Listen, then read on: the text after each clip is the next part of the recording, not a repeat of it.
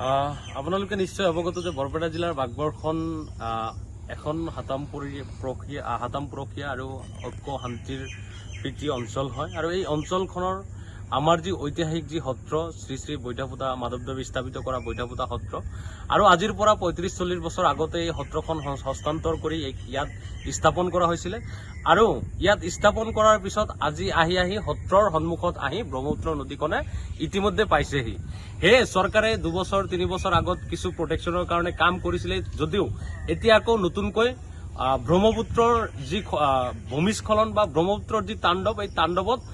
সন্মুখীন হৈ সত্ৰখন আকৌ নতুনকৈ গৰাখহনীয়াৰ কবলত পৰাটো নিশ্চিত হৈছে। সেয়ে অসমৰ মাননীয় মুখ্যমন্ত্ৰী হিমন্ত বিশ্ব শৰ্মা ডাঙৰীয়া আৰু ৱাটাৰ ৰিচৰ্চ মন্ত্ৰী জয়ন্ত পীযুষ হাজৰিকা ডাঙৰীয়া গতিকে আমাৰ এই সমন্বয় সম্প্ৰীতি বা ঐতিহাসিক এই সত্ৰখন ৰক্ষাৰ ক্ষেত্ৰত এই সত্ৰৰ সন্মুখত থকা ঠাইখিনি আমি চৰকাৰৰ পৰা দাবী জনাইছো যাতে উপযুক্ত পুঁজি মোকলাই দি এই সত্ৰখন ৰক্ষণাবেক্ষণ দিয়ে তাৰ কাৰণে আমি ছাত্ৰ মুক্তি সংগ্ৰাম সমিতিয়ে দাবী জনাইছো। আপোনালোকে নিশ্চয় অৱগত যে বৰপেটা জিলাৰ বাগবৰখন এখন হাতাম প্ৰক্ৰিয়া আৰু ঐক্য শান্তিৰ প্ৰীতি অঞ্চল হয় আৰু এই অঞ্চলখনৰ আমাৰ যি ঐতিহাসিক যি সত্ৰ শ্ৰী শ্ৰী বৈঠাপুতা মাধৱদেৱে স্থাপিত কৰা বৈঠাপুতা সত্ৰ আৰু আজিৰ পৰা ৩৫-৪০ বছৰ আগতে এই সত্ৰখন হস্তান্তৰ কৰি ইয়াত স্থাপন কৰা হৈছিলে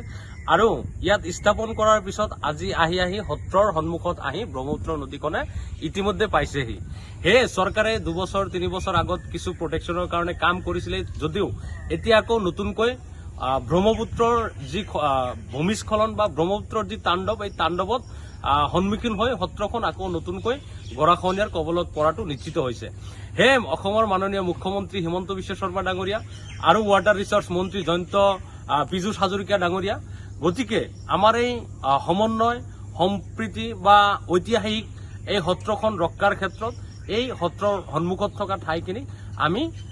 চৰকাৰৰ পৰা দাবী জনাইছো যাতে উপযুক্ত পুঁজি মোকলাই দি এই সত্ৰখন ৰক্ষণাবেক্ষণ দিয়ে তাৰ কাৰণে আমি ছাত্ৰ মুক্তি সংগ্ৰাম সমিতিয়ে দাবী জনাইছো। আপোনালোকে নিশ্চয় অৱগত যে বৰপেটা জিলাৰ বাগবৰখন এখন হাতাম প্ৰক্ৰিয়া আৰু ঐক্য শান্তিৰ প্ৰীতি অঞ্চল হয় আৰু এই অঞ্চলখনৰ আমাৰ যি ঐতিহাসিক যি সত্ৰ শ্ৰী শ্ৰী বৈঠাপুতা মাধৱদেৱে স্থাপিত কৰা বৈঠাপুতা সত্ৰ